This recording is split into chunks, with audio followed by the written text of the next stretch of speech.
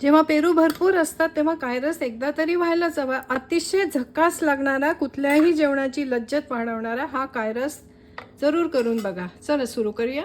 कायरससाठी मी एक मोठ्या आकाराचा पेरू घेतला आहे. तुमच्याकडे जास्ती पिकलेला पेरू असेल तर तो तुम्ही घेऊ शकता, तो जास्ती चांगला लागेल. आणि हा आहे 335 ग्रामचा. आता या पेरूला आपण बारीक चिरून घेऊया. चिरताना बिया काढून घ्यायच्या. बिया नुकसान करतात किंवा खराब असतात असं काही नाही, पण उगाचच तोंडात येतात. आणि स्पेशली घरात जेव्हा मोठी माणसं असतात किंवा लहान मुलं असतात ना, तर त्यांना चावता तरी येत नाही किंवा दातात अडकतात. तर तुम्हाला जर ठेवायचे असतील तर तुम्ही ठेवू शकता. आणि थोड्याशा जरी बिया राहिल्या तरी काही हरकत नाही आहे. त्यामुळे अगदी खूप त्याच्यासाठी त्रास करून घ्यायचा नाही. आता या पेरूला आपण लहान लहान तुकड्यामध्ये चिरून घेऊया. तर पेरू चिरून झाला आहे. बिया वेगळ्या करून मी हे वाया नाही घालवणार, हे पण खाऊन टाकणार आहे. त्याचसोबत अजून एक पेरू मी आधी चिरून घेतला होता. साधारणपणे 600 ग्रामचा हा पेरू आहे. आता कायरससाठी 1 टेबलस्पून, या टेबलस्पूननी 1 टेबलस्पून दाणे आपल्याला भाजून घ्यायचेत. दाणे भाजले गेले की गॅस बंद करायचा आणि त्याच्यातच अर्धा टेबलस्पून तीळ घालायचे. गॅस बंद केला कारण तीळ खूप लवकर भाजले जातात आणि कढईच छान गरम आहे, तर तीळ लगेचच पटपट उडायला लागतात. तीळ भाजले गेलेत, पण आता मी थोड्या वेळ कढईतच ठेवते कारण कढई गरम आहे. ते मागच्या गॅसवर करू. आणि आता पेरूला फोडणी करायची. गॅस ऑन करायचा. तेल तापायला ठेवलं होतं. तेल तापलं की आता फोडणी करूया. फोडणीला आपल्याला फक्त 4 वस्तू लागतात. भरपूर मोहरी छान तडतडू द्यायची. अगदी पाव चमचा मेथी दाणा. मेथी दाण्याचा वास खूप सुंदर लागतो. जास्ती घातला तर मग मात्र कडू होतो. अर्धा चमचा हळद.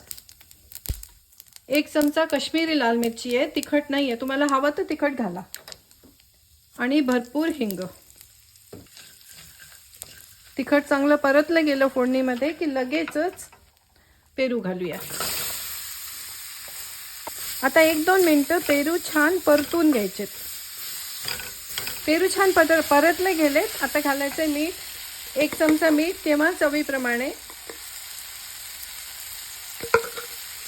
परत एकदा मिक्स करू आणि 1 भांडभर पाणी घालायचं. नीटपणे हलवून घेऊन झाकण ठेवून आता पेरू मऊ होईपर्यंत शिजवायचे. झाकण ठेवूया. पेरू जोपर्यंत शिजतोय तोपर्यंत हे दाणे आणि तीळ जे आपण भाजले ते बारीक करून घेऊया. सोलायचे असतील दाणे तर सोलू शकता, नाही सोलले तरी चालतात. आता बरेच लोक म्हणतात की कायरसमध्ये आम्ही दाणे आणि तीळ नाही घालत, तर तुम्ही व्हिडिओ शेवटपर्यंत बघा. मी कशाला घालते ते सांगते तुम्हाला. आता हे वाटून घेऊ. 10 मिनिटं झाले. पेरू शिजलाय का बघूया. पेरू शिजलाय, छान मऊ शिजला आहे. पिकलेला पेरू असेल तर अजून पटकन शिजतो. आणि आपल्याला अगदी गुल्ल नको आहे, थोडासा तर पेरूच्या फोडी दिसायला पाहिजे. आता घालूया याच्यात तीळ आणि दाण्याचं कूट. तर तीळ आणि दाण्याच्या कुटाने काय होतं, एक तर कायरसाला छान दाटी येते आणि प्रोटीनचं प्रमाण पण वाढतं. आणि सर्वात मोठी गोष्ट म्हणजे अतिशय खमंग चव येते. त्याच्यामुळे जरूर घाला. त्याचसोबत घालूया 1 टेबलस्पून बारीक चिरलेला गूळ. गुळाचं प्रमाण कमी जास्ती करू शकता. पेरू पिकलेला जास्ती असला तर गोडी जास्ती असते, त्यामुळे गूळ कमी लागतो. पण आमच्याकडे थोडासा गोडसरच आवडतो. तर आता गूळ विरघळेपर्यंत 1 उकळी आणायची. झाकण ठेवूया आणि 5 मिनिटं मंद आचेवर शिजू देऊ. अजून 5 मिनिटं झाले. बघूया कायरस तयार आहे का.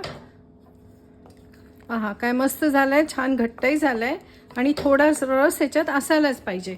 तर आता करूया सर्व. व्हिडिओ कुठून बघताय तो मला कळवा. आणि व्हिडिओ जर आवडला असेल तर शेअर आणि फॉलो करा. कुठल्याही जेवणाची लज्जत वाढवणारा हा चविष्ट कायरस मला खात्री आहे तुम्हाला नक्कीच आवडणार. येता का जेवायला.